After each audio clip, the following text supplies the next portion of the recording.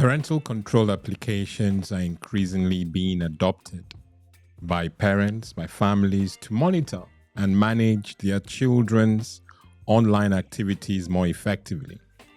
The AI capabilities of these tools allow them to provide real-time content filtering, detect and block potential cyber threats like phishing and malware, and even monitor for signs of cyberbullying or inappropriate behavior in chats and social media.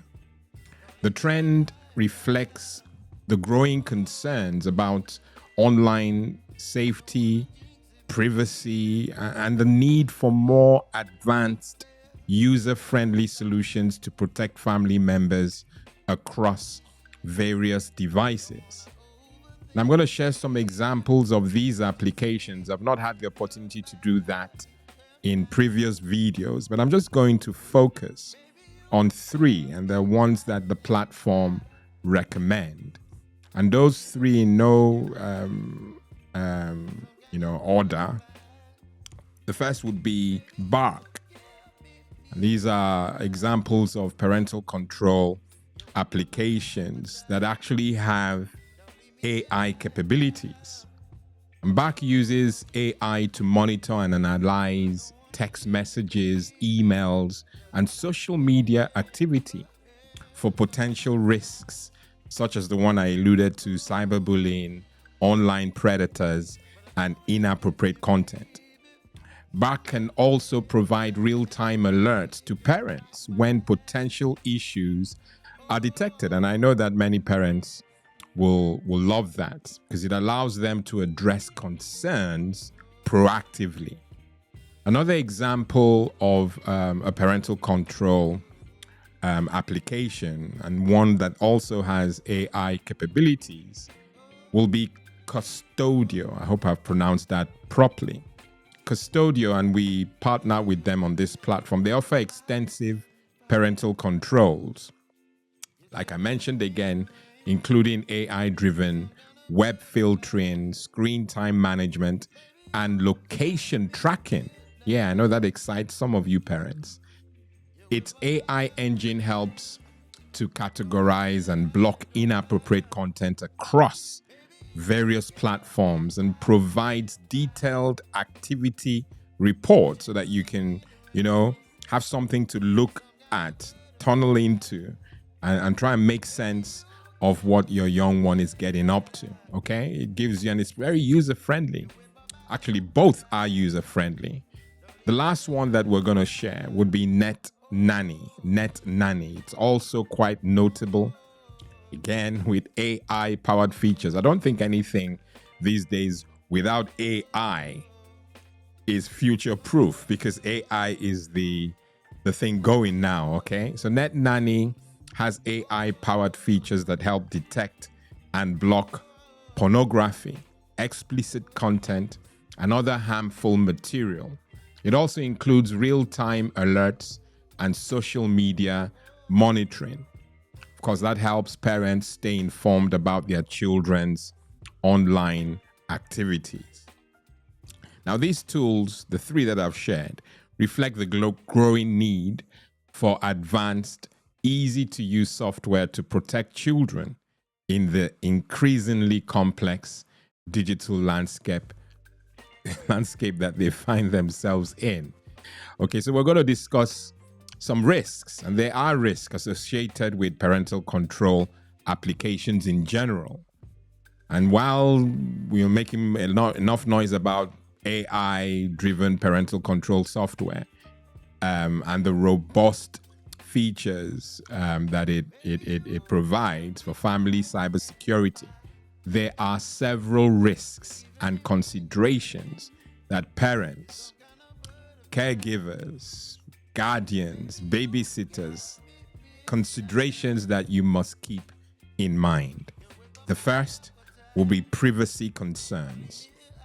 These tools often require access to personal data, including your messages, emails, and browsing history. There's a risk that this data could be misused. We've heard it. breaches and all that, accessed by unauthorized parties, or even exploited if the software provider has a data breach. Okay. A second area of concern will be over-reliance on parental controls or the AI-enabled parental controls, especially the AI bit. While AI is powerful, we've learned that it's not perfect. It may generate false positives, flagging harmless content as dangerous, or miss some risks entirely. And we, of course, don't want that, okay? Over-reliance on AI can give parents like you and I a false sense of security, leading to insufficient personal engagement in monitoring children's online activities. I'm sorry about the distraction. Okay, that's better. All right.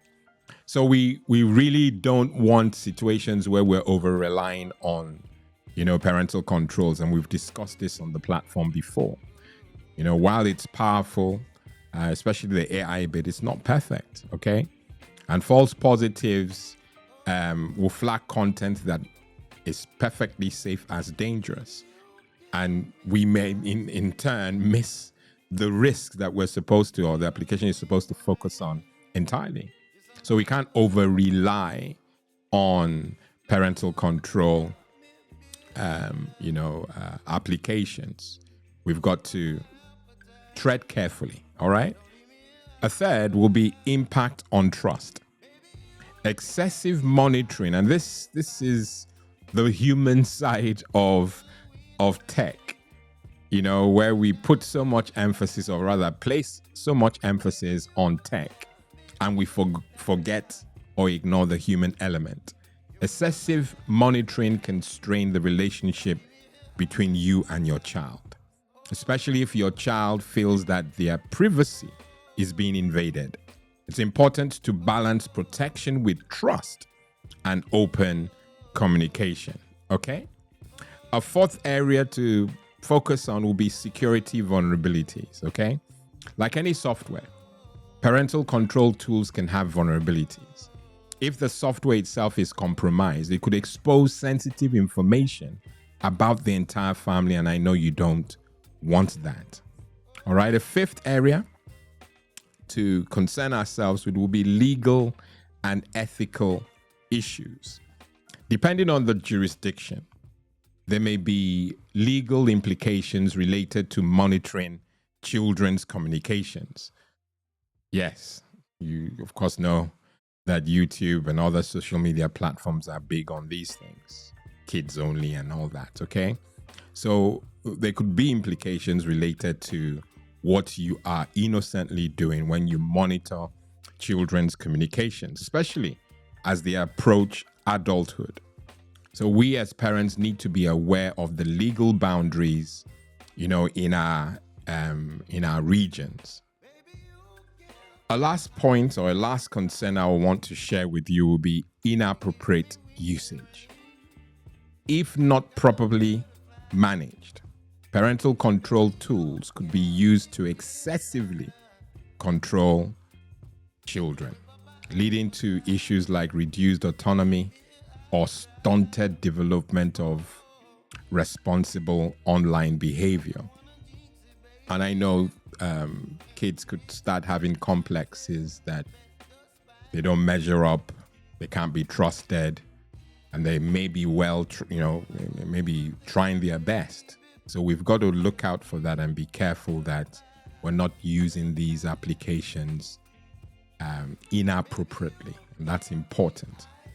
Now, to mitigate the risks that I have shared with you, it's essential for us as parents to carefully choose reputable software. And I make this case each time I talk about applications, online applications.